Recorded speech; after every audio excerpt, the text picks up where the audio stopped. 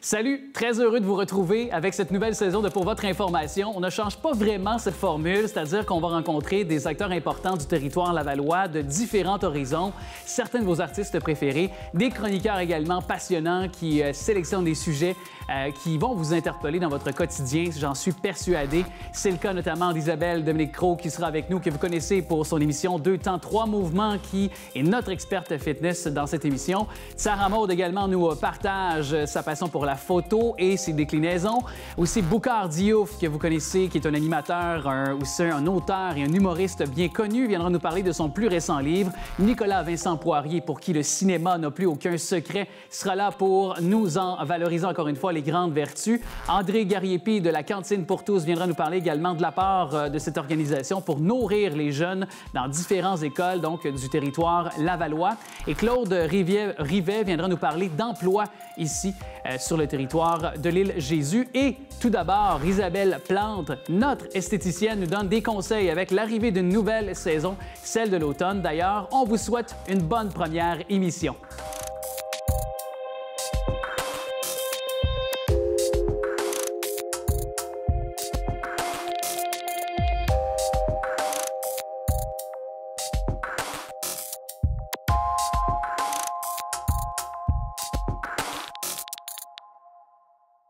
Très heureux avec cette première de la saison de renouer avec Isabelle Plante, qui est esthéticienne de l'année 2021, ambassadrice également pour les normes, si on peut l'énumérer comme ça, des esthéticiennes au Québec. On saura y revenir dans une prochaine chronique. Elle a elle-même sa propre clinique en territoire lavallois. Isabelle Plante, salut. Salut, ça va? Bien, très bien, toi? Très, très bien. Je suis super contente de te retrouver aujourd'hui. Moi aussi. Vraiment, changement de saison il y a à peine quelques jours. Ben oui. Avec officiellement l'arrivée de l'automne. Oui.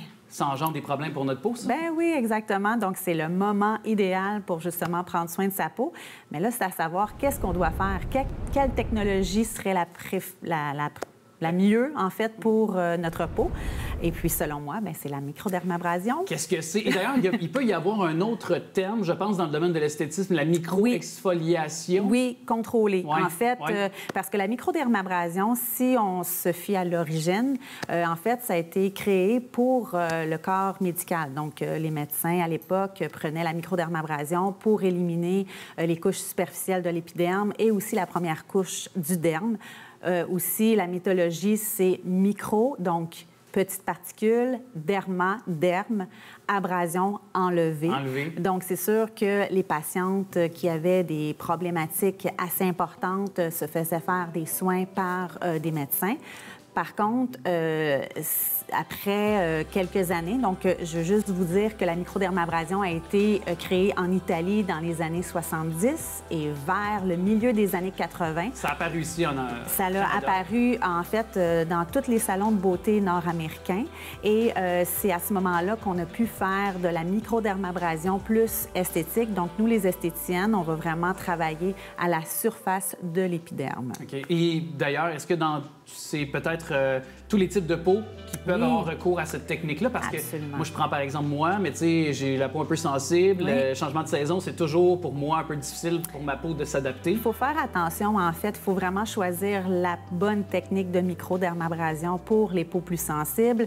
Mais il y a plusieurs, en fait, appareils qui existent sur le marché de microdermabrasion. Il y a les appareils avec les pointes de diamant, il y a les appareils aussi à base de corindon. Mais aujourd'hui, je vais plus me concentrer sur le corindon, qui est en fait une fine poudre d'oxyde d'aluminium. Donc, quand on fait ce traitement-là avec le corindon, on va aller chercher un petit peu plus de cellules mortes à la surface de la peau pour avoir un effet beaucoup plus apparent. Donc, on va améliorer l'apparence des rides et des ridules. On va améliorer aussi les pores dilatés, certaines cicatrices, même des cicatrices d'acné. Bien certainement, ça va vraiment lisser la peau. Ensuite, on va travailler aussi sur les taches pigmentaires. Donc, voilà. Et puis d'ailleurs, est-ce que parce que là, on parlait un petit peu de différentes façons de faire. Vous avez parlé du corindon, je pense que tu as parlé de ça. Mais quand même, pour le traitement, ça dure combien de temps? Peut-être expliquer aussi pour les gens qui nous écoutent, les femmes, les hommes qui aimeraient peut-être avoir recours à la ça. microdermabrasion. En fait, la durée du soin, c'est environ 1 heure. Donc, pendant le soin, il va y avoir plusieurs passages sur la peau. On peut faire des coups d'éclat qui est un seul passage partout sur la peau ou 3 passages avec un dernier passage plus spécifique quand je parlais d'aller améliorer la texture des pores dilatés ou des cicatrices ou même d'aider à l'apparence, à la diminution des rides et ridules. Donc, dépendant des résultats que vous voulez avoir, il y a plusieurs niveaux de profondeur aussi, de force, parce que, en fait, c'est une aspiration et une pulvérisation de corindon simultanée. Donc, qui fait en sorte qu'on va voir un résultat et selon la profondeur qu'on veut aller avec notre technologie, eh bien là, on va l'ajuster aussi selon le type et conditions. Bien, c'est ça, l'âge, j'imagine, bon, ça donne une différence ou une incidence plutôt sur le type de Parce qu'il faut savoir que la microdermabrasion, pourquoi qu'on le fait, c'est parce que ça va renouveler les cellules, donc, et de bonne qualité. Donc, ça va travailler aussi sur les fibroblasmes qui sont en fait à la base de l'épiderme et qui sont essentiels pour la synthèse de collagène. Ça rajoute du tonus aussi à la peau. Oui, ça rajoute du tonus. Donc, c'est hyper important de se refaire un traitement comme ça pour aller justement donner non seulement une apparence et un éclat impeccable, mais aussi de travailler au niveau de l'ovale du visage, comme par exemple. Puis là, évidemment, on a encore un peu de temps ensemble, Isabelle. Je rappelle toujours Isabelle Plante, qui est esthéticienne avec nous. Puis je voulais te demander, avec justement, on l'évoquait dans l'introduction, le changement de saison, peut-être les trucs qui sont assez faciles à la maison là, pour les gens, les femmes, les hommes qui nous regardent, de tous âges, quels sont les conseils que tu peux nous donner déjà pour, à la base, prendre soin de notre peau là, avec ce changement de saison, puis les variations de température qui sont très, tu sais, il y a beaucoup d'écart, là, effectivement, déjà à cette période de l'année. Bien, le premier conseil, c'est de prendre un rendez-vous en microdermabrasion avec une esthéticienne certifiée et expérimentée. Et aussi de continuer à la maison d'avoir des produits de cosmétiques de très grande qualité parce que c'est vraiment eux qui vont assurer, en fait, le résultat et justement la régénération de la peau, le renouvellement cellulaire de qualité, ce qui va faire en sorte que les résultats vont être beaucoup plus apparents et aussi, ne pas oublier, bien sûr, la crème solaire parce qu'on va aller prendre des marches à l'extérieur, on va aller voir les couleurs et en fait, les taches pigmentaires sont causées par le soleil. Donc, si on se fait faire de la microdermabrasion qui, déjà là, enlève quelques couches superficielles de la peau et qu'on va s'exposer au soleil sans se protéger, la peau est plus sensible. Donc, il faut vraiment se protéger. Et si on fait les deux, votre peau va être quasi parfaite, je vous le garantis. Je me fie à l'esthéticienne de l'année, moi, là. J'ai vraiment foi en toi. Puis peut-être, dans un dernier moment de cet entretien, préciser, tantôt je l'évoquais, on va aborder c'est comme un ordre qui a été bâti pour les esthéticiens. Ma prochaine chronique va avoir le sujet, en fait, c'est la norme professionnelle en esthétique. Parce que vous savez que les esthéticiennes, malheureusement, nous n'avons pas d'ordre professionnel pour encadrer notre profession. Par contre, la norme existe et je crois fortement que cette norme-là va mettre en fait en place des barèmes pour qu'on ait l'élite en esthétique. La qualité toujours. La qualité, surtout pour le public. Donc, pour sécuriser le public et pour s'assurer de la qualité des compétences de vos esthéticiens. Et puis vous êtes, tu es, je passe du vous au-dessus, là, je vais le garder au-dessus. On l'a toujours fait au-dessus. Mais puis tu es des ambassadrices, une des premières, je pense, qui a été même sollicitée. Exactement. En 2018, on m'a sollicité pour avoir ma certification et dès ma certification, ils m'ont nommée ambassadrice de la norme des esthéticiennes au Québec. C'est pour ça qu'on te garde pour une prochaine chronique. Ça me fait plaisir. Avec plaisir, à bientôt. Salut!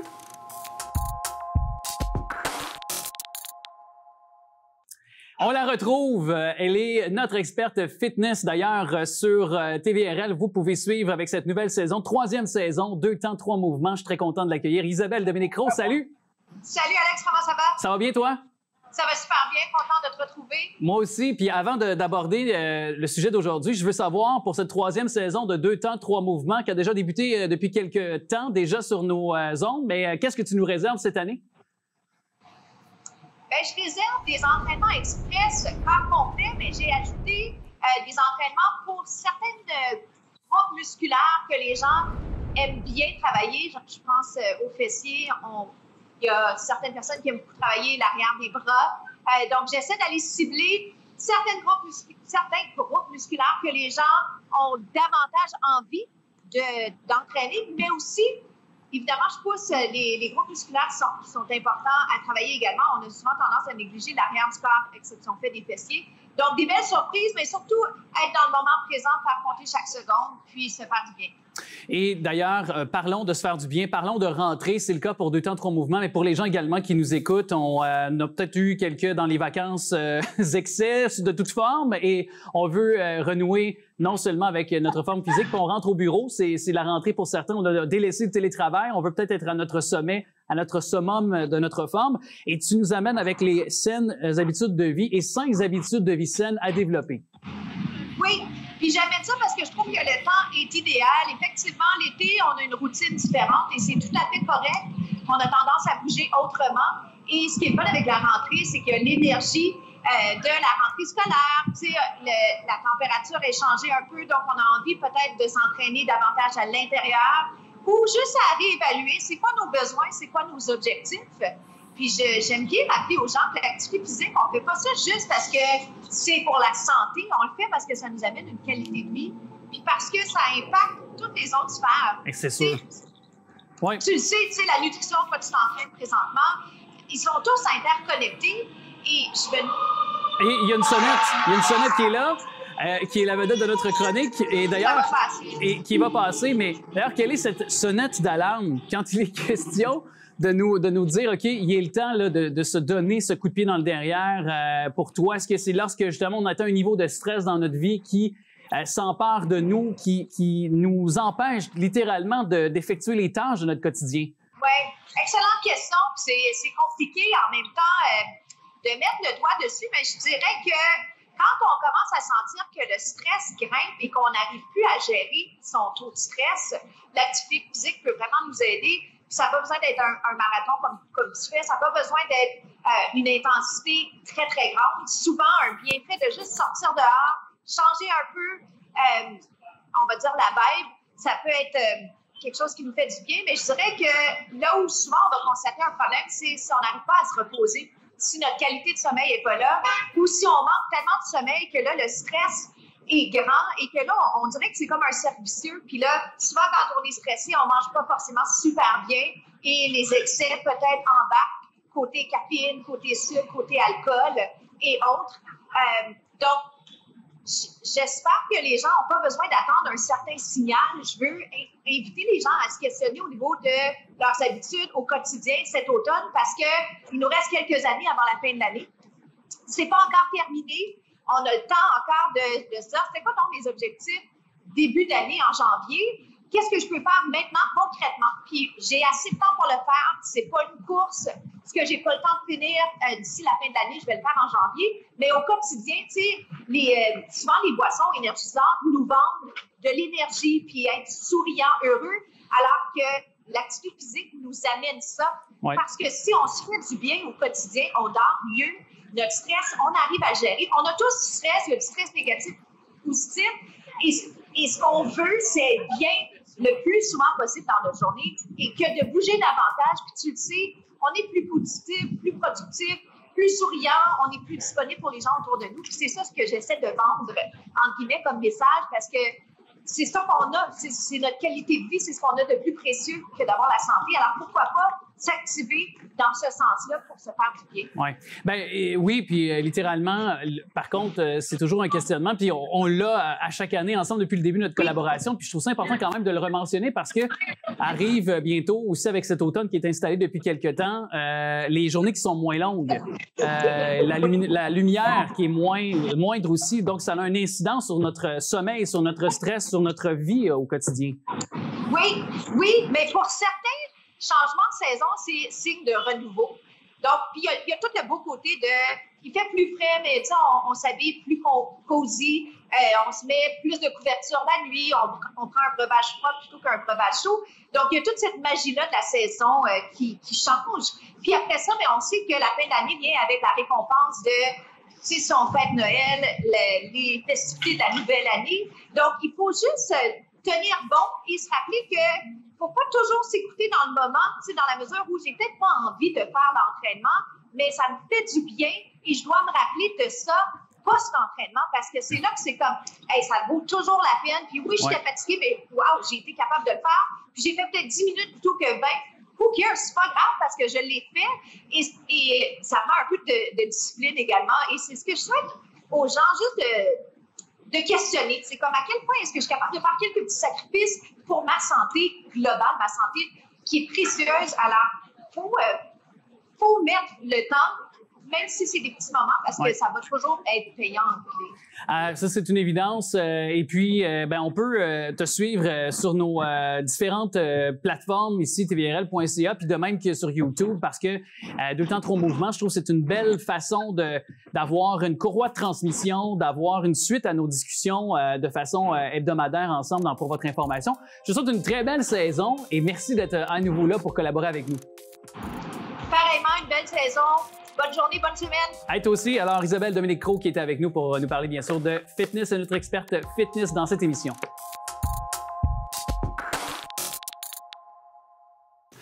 Elle est de retour avec nous autres, première de la saison. C'est toujours l'experte pour nous donner des conseils photos ou les déclinaisons, évidemment, les ambassadrices pour Nikon Canada et bien sûr photojournaliste. Salut, Sarah Maud. Salut, Alex. Content de te retrouver. Ben, moi aussi.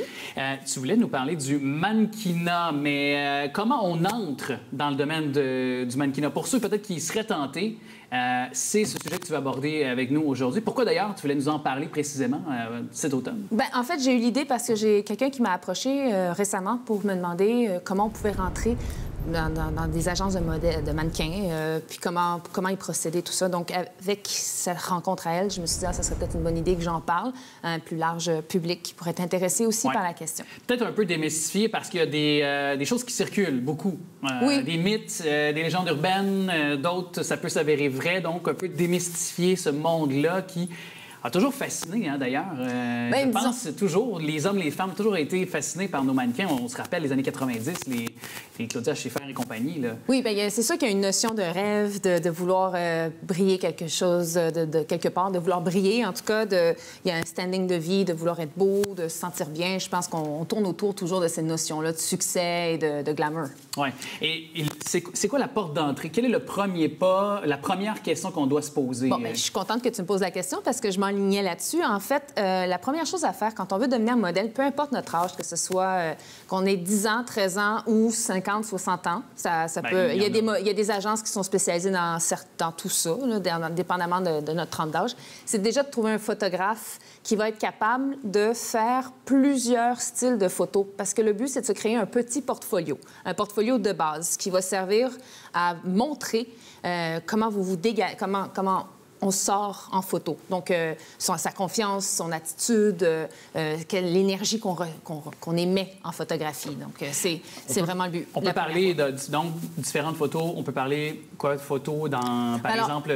C'est ça. Donc, généralement, c'est ça. En fait, on va toujours aller chercher le plus naturel possible pour commencer. Donc, des photos très nature, très peu maquillées. Et on va de plus en plus vers le sport, le lifestyle, la photo de magazine et de plus en plus vers le très haut de gamme, dans le classique, très habillé, idéalement, même dans le noir et blanc, dans l'artistique, pour avoir un maximum de photos, je dirais 5-6 bonnes photos, excellentes photos à mettre dans son book, dans son portfolio, pour ensuite les présenter aux agences de modèles. Puis évidemment, prendre un ou une photographe qui se spécialise dans ce domaine-là, qui se spécialise naturellement dans ce genre de photos-là aussi? Bien, il y a différentes options. Moi, je dirais que, par exemple, si vous m'engagez, moi, je suis plus généraliste, donc je suis capable d'aller vraiment dans presque toutes les catégories, mais il y a des gens qui sont très spécialisés en studio, et là, si vraiment vous voulez vraiment le top-notch de tout ça, dans ce cas-là, j'irais avec plusieurs photographes qui ont plusieurs niches, mais ça vous coûte beaucoup plus cher.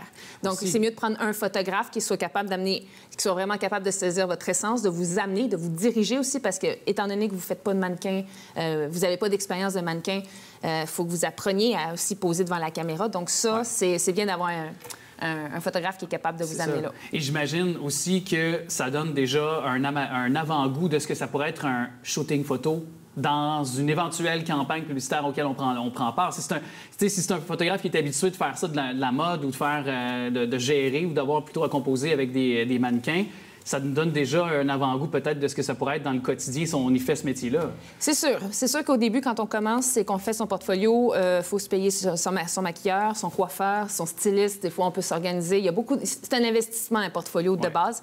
Maintenant, il faut aussi savoir que, comme dans tous les domaines, on ne clique pas avec tous les photographes et on ne clique pas avec tous les modèles ou les artistes. Donc, il faut savoir rester professionnel et trouver le moyen de cliquer avec tous les photographes le plus possible ou d'être capable de se donner réellement comme on est dans ce domaine-là. Ouais. Est-ce que peut-être d'avoir une connexion déjà avec un photographe, justement, qui parfois ou très souvent régulièrement est dans ce domaine-là, ça nous donne nécessairement une porte d'entrée plus facile? Non. Pas nécessairement. Non, parce que ça peut arriver, le pistonné, ça peut arriver, mais c'est très rare. Ça va vraiment prendre... Les photographes, on est habitués à se faire demander de se faire rentrer dans les agences et on évite de passer par là parce que les agences ont de toute manière leur mot à dire.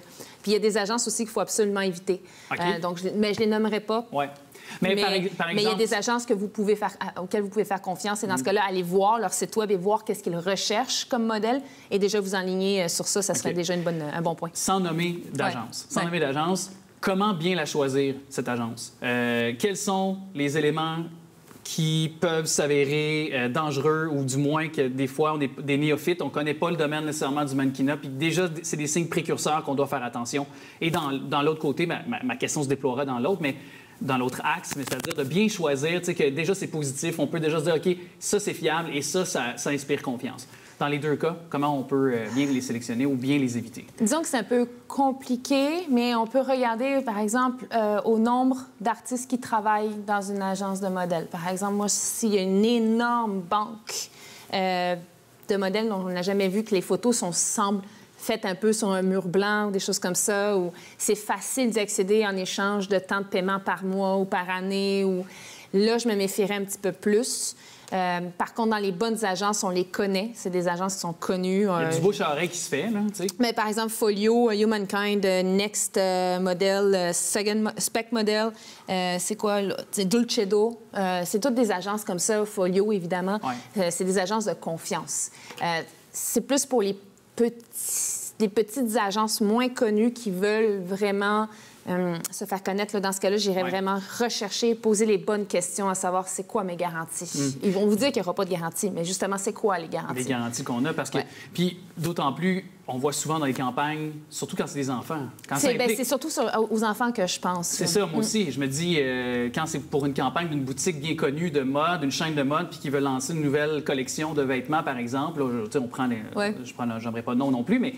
Là, en tant que parent ou en tant que tuteur du jeune, on doit se questionner, on doit bien choisir. Déjà, je pense que de connaître la liste des clients que les agences font régulièrement affaire avec donne une bonne idée aussi si c'est une agence plus sérieuse ou si les modèles vont servir un peu comme underground, comme étant moins important dans n'importe quel domaine, et aussi les conditions dans lesquelles ils sont amenés à travailler. C'est un peu comme les agences de figuration aussi. C'est ça. Puis Instagram, des fois, nous sert bien, parce que si on suit un mannequin qu'on aime le travail, puis on voit souvent les références, les agences au bas, on les tag, on les mentionne. Donc ça, déjà, je pense que ça peut être aussi une bonne... Oui, ça, c'est vraiment pour éviter les pires des meilleures agences. Il y a de tout. De toute façon, il faut vraiment bien faire attention. Vous demandez des références, c'est vraiment la clé. Comme je vous ai dit, là, je vous en ai nommé une coupe, quelques-unes en tout cas, qui sont sûres d'être des bonnes agences. Mais le plus difficile, c'est vraiment d'arriver à rentrer dans une agence. Il y a quand même des formulaires à remplir. Donc, c'est bien d'avoir une expérience, des photos et de remplir les formulaires et d'essayer de voir quelles sont les conditions pour y aller. Merci beaucoup pour ces conseils. Puis on se retrouve plus tard cette saison pour d'autres... donc, belle chronique en lien avec le domaine de la photographie. Merci. Merci à toi, Sarah Maud, qui est avec nous, bien sûr.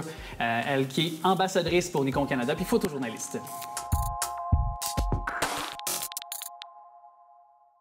Je suis très heureux d'accueillir notre invité par le truchement de la technologie. Vous le connaissez, c'est un animateur, un homme à tout faire, un auteur et évidemment humoriste aussi. Et son plus récent livre aux éditions La Presse est vraiment pas banal. Ce que la vie doit à la mort quand la matriarche de famille tire sa révérence. C'est de son vécu qu'il nous amène dans ce livre-là. Pour Boucar Diouf, qui a perdu malheureusement sa mère il y a quelques mois déjà, donc en 2021. Il est avec nous pour nous en parler de ce livre. Boucar Diouf, bonjour, merci d'être là. Ben, bonjour, merci pour l'invitation. C'est vraiment un grand merci de votre part aussi. Puis, je dois vous dire, j'ai été vraiment happé par votre livre. J'ai perdu moi-même une proche, donc quelqu'un d'important dans ma vie, ma grand-maman, en novembre 2021. C'était pour moi comme une seconde mère. J'étais très proche d'elle, m'a gardé toute mon enfance. Alors, merci de nous permettre de parler de ce sujet qui est tellement essentiel parce que je pense que c'est ce que vous vouliez avec ce livre-là, revenir à l'essentiel. Bien, c'est peut-être pour essayer de partager ma vision des choses avec des gens comme toi. Je veux dire, les mamans, les grands-mamans, c'est souvent les piliers qui tiennent nos familles. Si la famille est un bungalow ou une maison, c'est le pilier central. Et des fois, on les pense éternels. Hein? Ces gens-là, on les voit, puis on dit qu'ils sont là pour toujours. Puis un jour, ben, quand ces personnes disparaissent, ben, ça laisse beaucoup de turbulences. Et moi, ces turbulences, je les ai vécues. Et donc, j'ai écrit ce livre à chaud pour que ça puisse faire du bien aux gens. Que ça puisse toucher surtout le cœur, parce que c'est vraiment ça qui était le plus important pour moi. D'ailleurs, pour vous, dans votre pays d'origine, la façon de voir les aînés, la façon de les impliquer dans la société un coup qu'ils ont atteint un certain âge de sagesse, je veux dire comme ça, c'est totalement différent que nous, ici, en Amérique du Nord et au Québec. Si vous pouvez nous en parler, parce que à découvrir votre livre, puis et tout, je trouve qu'ici, on a une façon de ne pas assez les valoriser quand même. C'est assez palpable, la différence qu'on a entre vos racines et les nôtres ici, là. La différence est palpable, mais c'est juste un décalage, Alex, parce que moi, j'ai vécu dans l'Est du Québec pendant 17 ans. Et donc, j'ai sillonné quand même le Québec assez largement pour savoir que c'était la même chose ici avant. Je veux dire, c'est juste que je ne sais pas où s'est fait le virage où on a décidé que quand les gens ont quitté le marché de la production, parce que c'est ça le capitalisme aussi, dès que les gens sortent de la production, on dirait la société a de moins en moins d'intérêt pour ces gens qui travaillent plus. Donc, avant, on valorisait beaucoup les personnes âgées ici. Dans les photos de familles québécoises des années 30, 40, les vieux étaient mis de l'avant. Oui. À l'avant, on les voyait. Maintenant, c'est les enfants. Le capitalisme valorise l'enfance et le jeune qui va grandir et qui va rentrer dans la production. Je trouve ça dommage parce que en fait, c'est juste un droit de... Je ne sais pas comment dire ça, mais on devrait avoir une espèce de droit de reconnaissance pour les gens, comme dit Joséphine Bacon, les gens qui ont tapé les chemins qui nous facilitent la marche aujourd'hui. Et ça, on ne l'a plus totalement ici. Et d'ailleurs, ce qu'on comprend à travers votre volume aussi, c'est je pense que vous n'avez pas nécessairement eu l'occasion de dire certaines choses à votre mère, je pense. Parlez-nous-en de ça, parce que ça évoque, c'est fort, parce que c'est important de dire à nos gens qu'on les aime, à nos mamans, nos grands-mamans, à quel point on les apprécie. Si vous pouvez nous en témoigner un peu de votre propre expérience avec votre mère. Ben moi, c'est à cause de la COVID, hein, parce que ma mère, j'allais régulièrement la voir au Sénégal, et chaque fois que je partais, je revenais, je faisais le deuil en partant. Je me disais, probablement, je ne la reverrai pas. Et après, je retournais en vacances, j'étais content de la retrouver là. Et puis, quand elle est tombée malade, parce qu'elle a eu un cancer, puis je voulais y aller, mais je ne pouvais pas, parce que elle n'est pas morte de la COVID, mais moi, je n'ai pas eu le temps de la voir. Elle s'accrochait, hein, elle voulait me voir. Puis elle le disait, c'est ostensiblement. Puis à un moment donné, je voyais qu'elle souffrait bien trop. Puis je ne pourrais jamais arriver. Puis je lui ai dit, j'ai appelé un jour ma maman, puis je lui ai dit, garde, là, ne m'attends pas. Tu souffres, puis je le vois. Attends-moi pas, là, ce que tu avais à faire, tu l'as fait. Tu l'as fait, tu peux t'en aller en paix. Et là, puis c'est ma belle-mère qui m'avait suggéré ça. Puis ça a fonctionné parce que 2 jours plus tard, elle partait. Tu sais. Donc, je n'ai pas eu le temps. Et ça, c'est dur. C'est un peu comme les gens qui, pendant la COVID ici, n'ont pas pu se rendre dans les résidences pour personnes âgées envahies par la COVID, qui a fait des hécatombes ici. C'est très difficile de faire le deuil après, quand tu ne l'as pas vu, parce que c'est ça, quand tu n'as pas eu une cérémonie d'accompagnement, de se rassembler aussi pour un peu sublimer l'effet de la mort sur la famille, c'est très difficile après. Ouais. Et d'ailleurs, est-ce que, justement, évidemment, ce témoignage avec votre maman, vous n'avez pas pu l'avoir, c'est ce que vous évoquiez dans les dernières secondes, mais est-ce qu'il y a aussi, de par avoir été en contact avec d'autres personnes âgées, d'avoir eu des gens autour de vous qui vous ont parlé de leur réalité avec leurs parents, avec leurs grands-parents peut-être, est-ce que ça vous questionne à savoir comment on traite nos aînés aussi pour l'avenir, dans un avenir rapproché? Parce que la population est vieillissante au Québec, donc est-ce que pour vous, ça vous interpelle, ça vous interroge aussi? Ah, absolument. Puis moi, je l'écris souvent. Je l'écris souvent.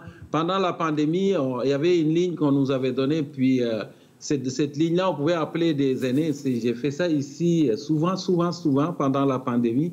On me disait, telle personne veut te parler, puis j'appelais, puis de voir que juste le fait d'appeler une personne, puis de parler avec elle pendant 10, 15 minutes, lui faisait tellement de bien. L'humain, c'est un animal social. On ne peut pas le laisser tout seul, surtout en vieillissant. C'est ma mère dont je salue le départ dans ce petit bouquin. Ma mère disait, l'humain est le meilleur remède pour son prochain. Quel que soit ce qui t'arrive, c'est les autres. Et d'avoir des gens... La pandémie nous a montré qu'on n'a pas fait pour être en réclusion. Quand tu enfermes quelqu'un, un humain, ben, il va vivre l'anxiété d'exclusion. Puis c'est pour ça que le virus va laisser beaucoup plus de dommages mentaux. Il a fait des dommages physiques épouvantables parce qu'il a tué beaucoup de monde. Mais les dommages au niveau de la santé mentale vont être épouvantables parce qu'on n'est pas fait pour ça. On n'est pas fait. Et quand on vieillit, quand on s'approche de l'heure du départ, parce que c'est ça en vérité, on a besoin encore plus d'être accompagné. Parce qu'on retourne à l'enfance. Ma mère disait ça. On pense que la vie, c'est une marche où on part d'un point B puis on va d'un point A, mais c'est pas ça. D'un point A vers un point B, mais il dit que c'est un déplacement sur un cercle. Et plus on s'éloigne, plus on s'approche du point de départ. L'enfance et la vieillesse se confondent dans la vulnérabilité, dans le besoin d'être accompagné, assuré aussi. Et d'ailleurs, est-ce que cette vulnérabilité-là dont vous avez été en contact quand même avec votre maman qui vous a quitté, est-ce que pour vous, ça vous a fait encore plus vous questionner sur la mort? Est-ce que ça vous a fait peut-être davantage, je ne sais pas si c'est le cas, mais avoir peur ou du moins l'appréhender davantage? Ou, Moi, non, la mort ne me fait pas peur, vraiment. C'est sûr que mourir, quand tu as des enfants, tu te dis qu'est-ce qui va arriver, mais la mort elle-même, ça, c'est vraiment... Pour quelqu'un qui a passé son temps à travailler sur les sciences de l'évolution et sur la biologie, c'est la mort, pour moi, ça crée la vie. C'est ce que je raconte dans ce livre. C'est les deux faces de la même pièce. Exact. La biosphère, c'est un centre de recyclage. C'est les morts des uns qui font naître les autres. Si les dinosaures n'avaient pas disparu, on ne serait probablement pas ici.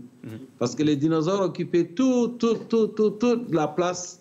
Et ce n'est que 65 millions d'années, quand les dinosaures sont partis, que les mammifères ont commencé à avoir de la place pour évoluer et ont généré qui nous sommes maintenant. Donc, non, la mort ne me fait pas peur. Mais ce que j'ai essayé de faire dans ce livre, c'est de proposer ma façon à moi. Et je ne dis pas que c'est ma façon à moi de trouver un sens à tout ça. Je parle de l'eau, je parle de l'air que nous respirons, je parle de la place des plantes dans notre vie, je parle des rituels d'accompagnement. Et donc, c'est plus un truc c'est plus un petit livre pour faire du bien aux gens. C'est ça. Et ça marche. Et je peux en témoigner. Merci beaucoup, Boucard, de nous avoir parlé. Je rappelle que ce livre-là, édition La Presse, que la vie doit à la mort, est disponible partout. Toujours heureux, Boucard Diouf, de vous parler. Sincèrement, merci beaucoup. Et merci à toi. À la prochaine. Enculé.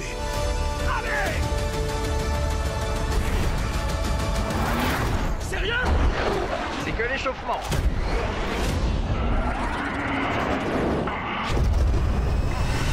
On vient de l'entendre, de la voir, cette bande-annonce du film de l'été, et que j'avais déjà annoncé. J'étais devint ce prophète. Il ne me croyait pas. Nicolas Vincent Poirier, salut. Salut, Alex. Ben non, mais je te croyais. C'est juste que Top Gun, c'est pas dans mes films préférés, disons-le comme ça. L'as-tu vu au moins cet été?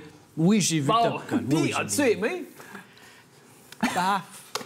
C'est correct. T'es de mauvaise foi. Non, mais c'est correct. En même temps, écoute, on peut pas tout aimer. On peut pas tout aimer. Moi, Top Gun, le premier m'a jamais tant intéressé que ça. Puis le deuxième, c'est à peu près pareil. Donc, ça suit la même ligne directrice. Moi, je trouve qu'on a vraiment joué, oui, de nostalgie, mais je trouve qu'on a vraiment bien imbriqué les éléments du premier film avec un passage rétro, en ramenant les images du premier dans le deuxième. Je trouve qu'on a quand même bien fait ça.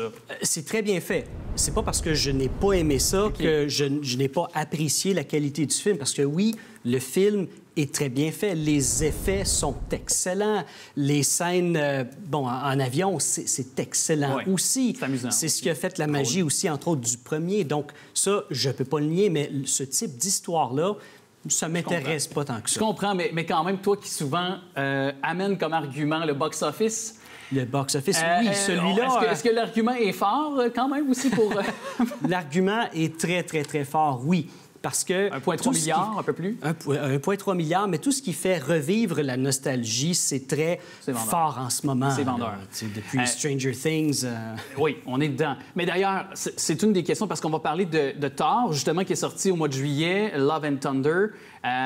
Et puis, je voulais, juste avant, parler du fait que dans ces succès de films de l'été, on a remarqué qu'il y a moins d'entrées, il y a moins de gens qui vont au cinéma.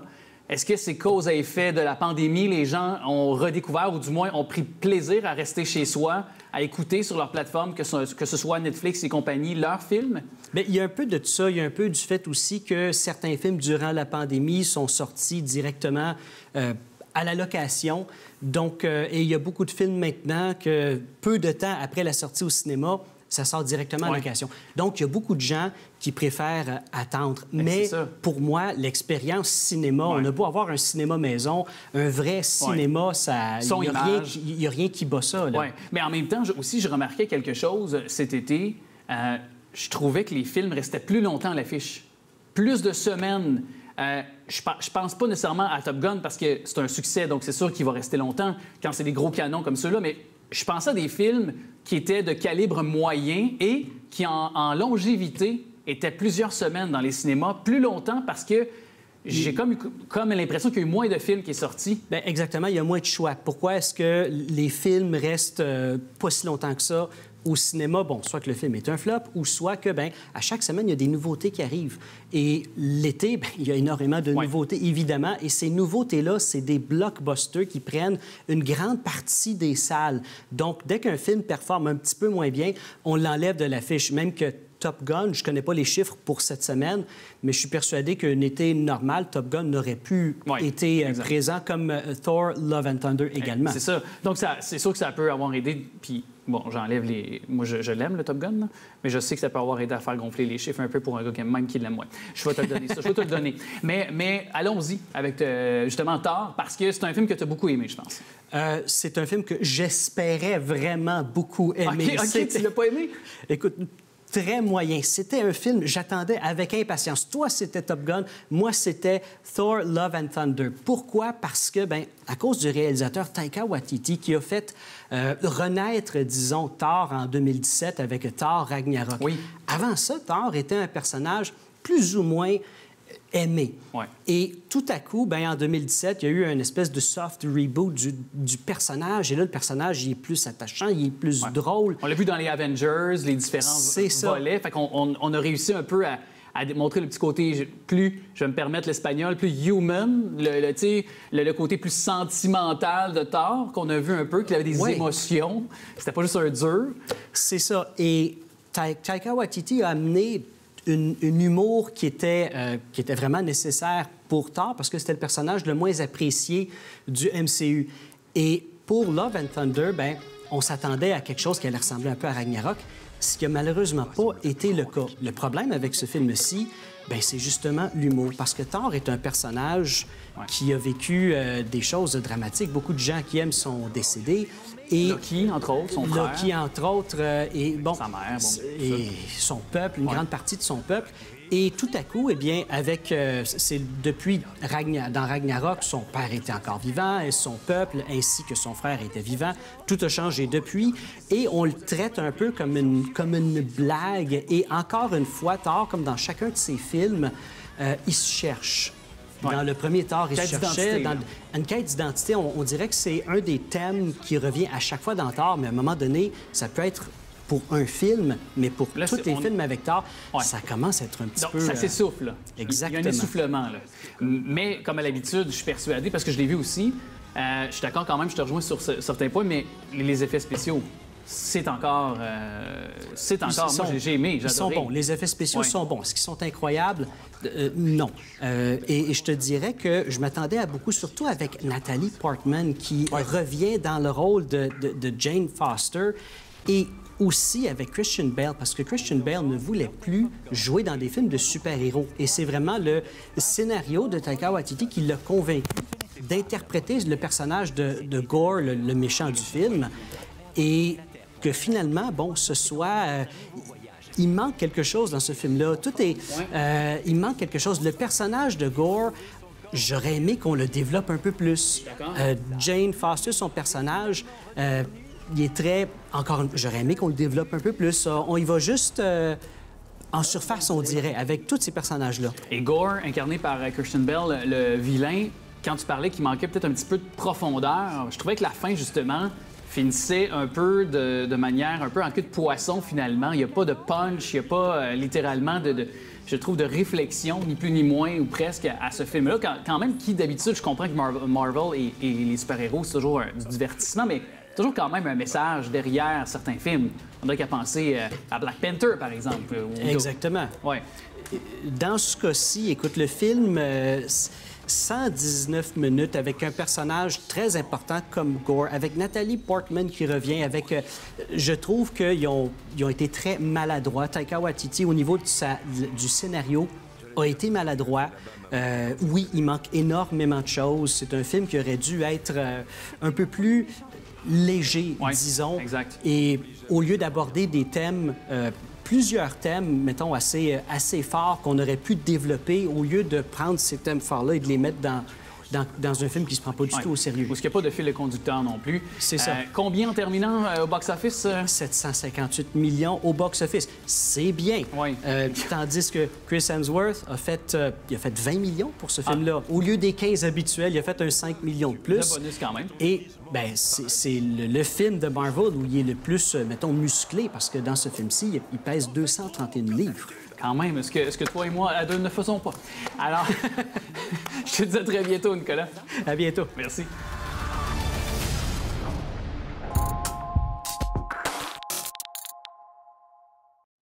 Je trouve ça important de parler de cette mission que se donne le Centre d'entraide du Marigot ici en territoire lavallois. On a le directeur général avec nous, M. André Gariepi. Bonjour. Bonjour.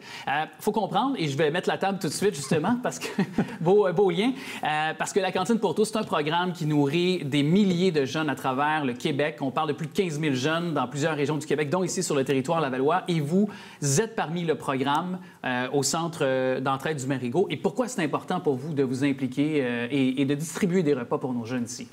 Bien, parce que la saine alimentation est viable autant pour les aînés que pour les enfants. Puis pour nous, de bien nourrir les enfants dans notre secteur, c'est quelque chose d'aussi important que de nourrir les aînés. Et on sait qu'un enfant qui a un ventre bien plein va apprendre beaucoup plus qu'un enfant qui a faim. Donc, c'était une des raisons pourquoi on était happé par la mission de la Cantine pour tous. Oui, parce que c'est ça, évidemment, la Cantine pour tous qui se donne la mission de nourrir, comme je le disais, des jeunes à travers le Québec. Et vous, évidemment, initialement, vous aidez les personnes âgées qui veulent rester à la maison. Donc, pour le maintien à domicile. Et c'est un peu complémentaire aussi, si je peux dire, avec votre mission première de nourrir ces jeunes dans notamment 2 écoles du territoire lavallois. Effectivement, les valeurs nutritives d'un aîné versus un enfant est similaire et notre production est pratiquement la même pour les enfants que pour les aînés. Et en augmentant notre production avec la Cantine pour tous et les enfants, mais ça fait en sorte qu'on peut offrir à nos aînés une meilleure alimentation, des produits plus fins ou des produits plus variés aussi, plus actuels. Fait que c'est ça. Ah oui, aussi. Et d'ailleurs, bon, vous distribuez des repas dans les écoles Léon-Guilbeault et de la Cime, dans Laval-des-Rapides, donc secteur de la ville de Laval. L'inflation, Ça doit être un défi pour vous dans cette rentrée d'assurer les services, le maintien des services à la fois pour les aînés, mais pour les jeunes aussi? Bien, c'est ça qui est important, qui est le fun aussi de s'embarquer avec la cantine pour tous, c'est que l'inflation nous touche évidemment dans notre approvisionnement de tous les jours, mais touche également les parents qui doivent nourrir leurs enfants pour des collations ou pour leur dîner. Et avec la cantine pour tous, c'est ce qui nous a beaucoup interpellés et qui nous a motivés à embarquer là-dedans, c'est que la contribution volontaire du parent pour un dîner pour son enfant est important. Jusqu'à 1 $ pour un dîner dans l'école pour le traiteur scolaire, on ne retrouve pas ça nulle part. Et les parents que l'inflation touche également, autant que nous. Ça touche tout le monde. Ça touche tout le monde. Mais je l'ai dit tantôt, un enfant qui a le ventre plein va apprendre beaucoup mieux et va aller plus loin dans son éducation aussi. Donc, si on peut contribuer à aider ces parents-là en faisant de la nourriture pour leurs enfants à moindre coût. À nourrir pas seulement que leur ventre, mais à nourrir leur ambition, leur motivation scolaire aussi. Puis je parlais d'inflation. Pour vous, au quotidien, ça s'effectue comment, la distribution des repas? Ça part de chez vous, de vos cuisines, on se rend à l'école Léon Guilbeault et de la CIM. Comment ça peut fonctionner pour le programme aussi? Oui, bien, tout passe par la plateforme de la cantine pour tous où les parents vont commander un repas pour leurs enfants. Après ça, on reçoit chez nous un bon de production où on produit pour 150-200 élèves. Tout est chauffé sur place chez nous, mis dans des boîtes thermales, livré à l'école. Et après ça, la distribution se fait à même les parents bénévoles ou les responsables des dîners dans les écoles. Ils sont désignés. Exactement. Mais tout est chauffé, livré chaud également pour les élèves. Fait qu'il n'y a pas de line-up au micro-ondes ou des trucs comme ça. En tout cas, c'est mieux que les sandwichs au jambon que ma mère m'envoyait toujours aussi. J'en ai-tu mangé des sandwichs au jambon ou des Joe Louis? Eh, boy! Ça, c'est une autre affaire. Salut, maman. Mais chose certaine que je voulais aborder avec vous aussi, pour le futur, est-ce que ça pourrait être... on rêve ensemble, là. On parle ensemble toujours avec André Gariepi, qui est le directeur général du Centre d'entraide du Marigot. Est-ce que ça pourrait se faire d'avoir plus d'écoles desservies par votre centre pour nourrir encore plus d'élèves ici en territoire lavallois? Oui, c'est sûr que le Centre d'entraide du Marigot a la volonté de produire pour d'autres écoles. Évidemment, notre capacité est limitée. Ouais. Puis, ultimement, il faudrait que tous les enfants du Québec puissent bénéficier de ce service-là.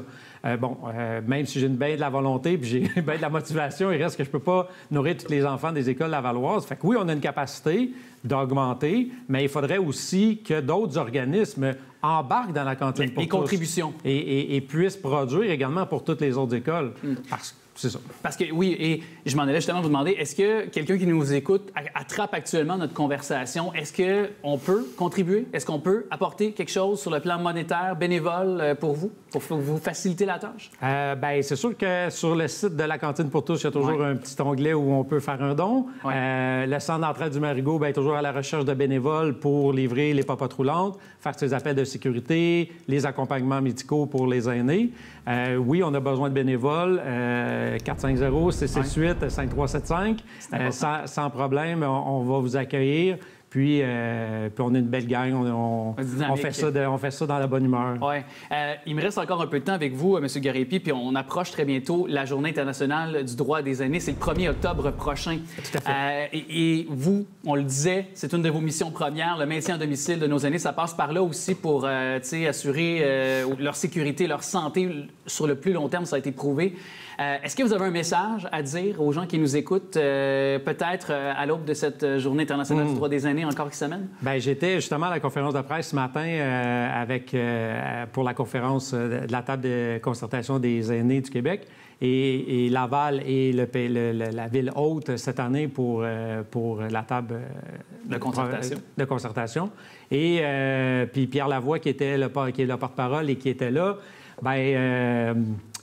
est très inspirant et je pourrais dire un peu ses paroles, c'est continuer à faire des activités, n'arrêtez pas de travailler, même si vous êtes au-delà de 65 ans, vous êtes encore apte et vous avez encore toute votre tête et votre corps pour pouvoir faire bénéficier votre expérience. Ouais. Puis oui, go, embarquer dans le milieu du travail. On a besoin des gens d'expérience. Soyez actifs aussi. Soyez actifs, exactement. Là, il mentionnait qu'un de ses bénévoles a 90 ans ou quelque chose du genre, puis qui fait du vélo avec lui. Fait que, wow.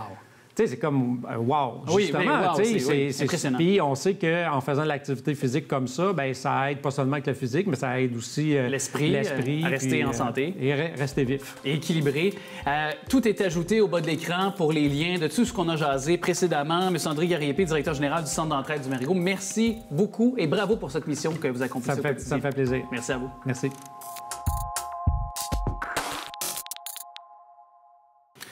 C'est pas rare qu'on entend pénurie de main-d'œuvre, beaucoup de gens qui sont à la recherche d'emploi dans les façades de nos magasins ici, de différents commerces, entreprises également, ou sur différentes tribunes, c'est affiché « Recherche employés ». On va connaître le domaine de l'emploi, le profil également ici sur le territoire lavallois. Quelles sont les étapes aussi pour peut-être obtenir notre emploi de rêve enfin?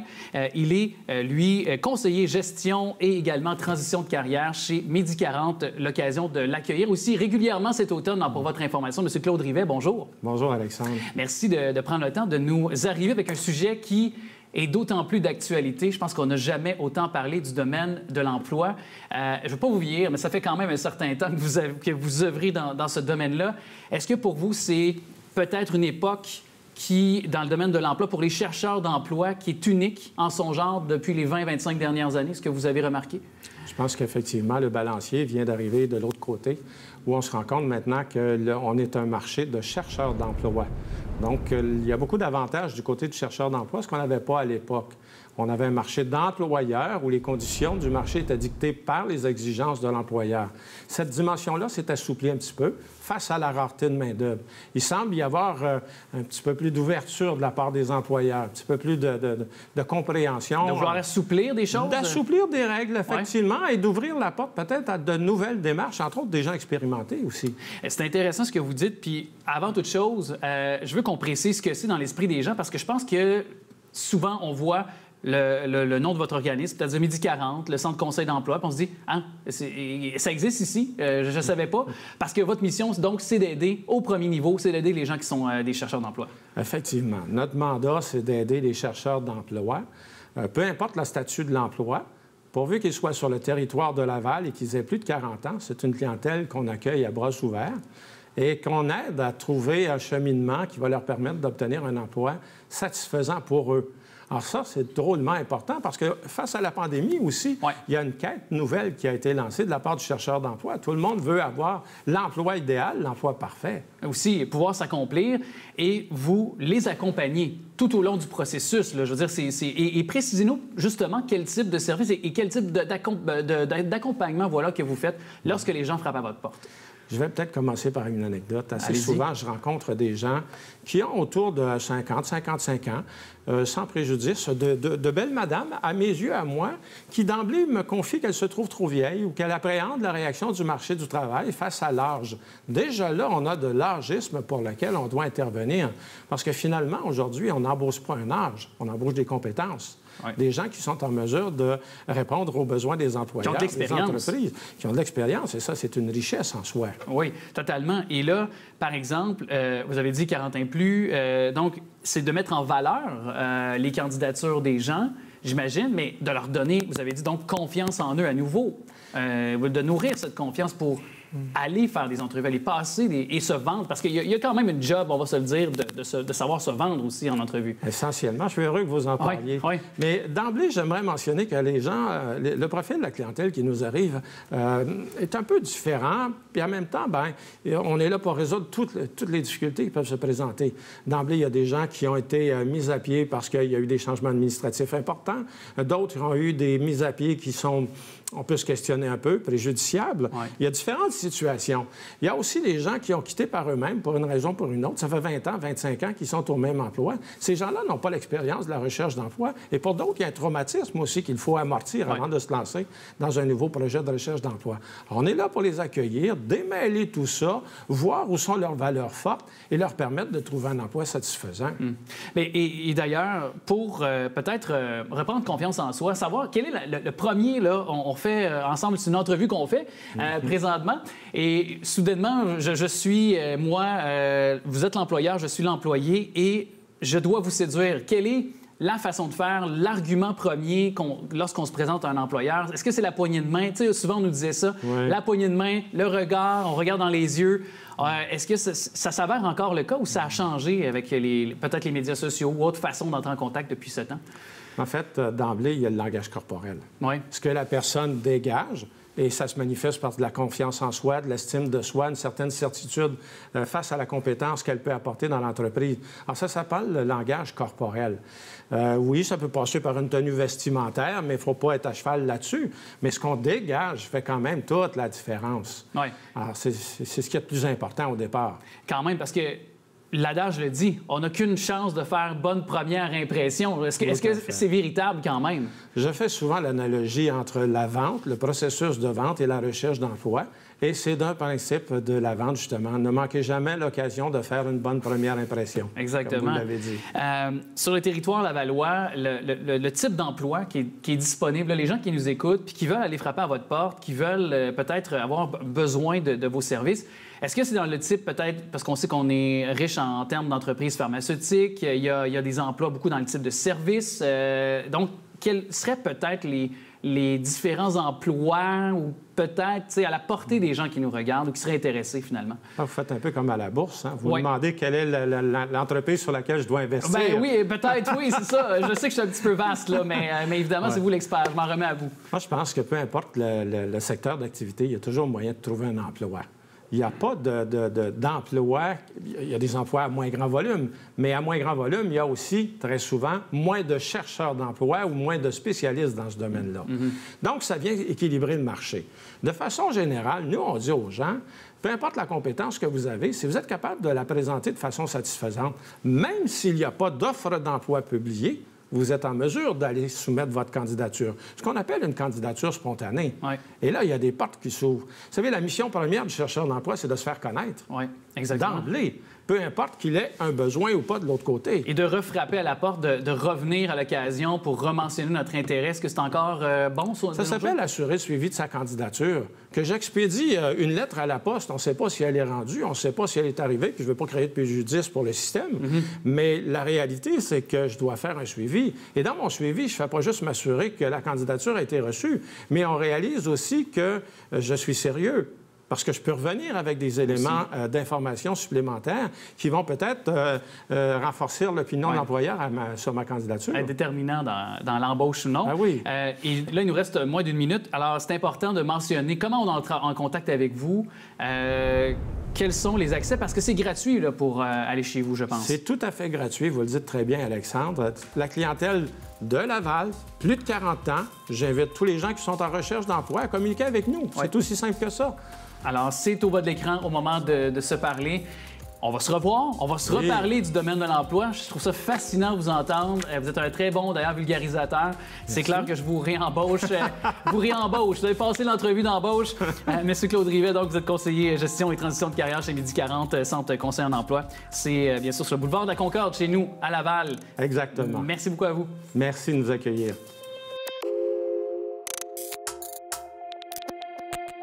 Voilà, c'est ce qui complète cette première édition de cette toute nouvelle saison de Pour votre information. Et comme à l'habitude, je vous lance ce message. S'il y a des sujets d'intérêt, des questions dont vous aimeriez qu'on aborde avec nos invités, vous pouvez nous les acheminer sur le tvrl.ca, notre page Facebook également.